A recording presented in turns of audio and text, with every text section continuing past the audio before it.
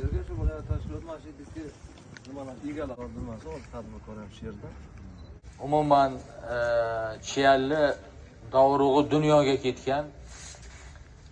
Ijtimoiy tarmoqlarga qarasangiz ham, qayerga borsangiz ham, masalan Toshkentga borasizmi, boshqa davlatlarga borasizmi, Chiyal deganda hamma taniydi.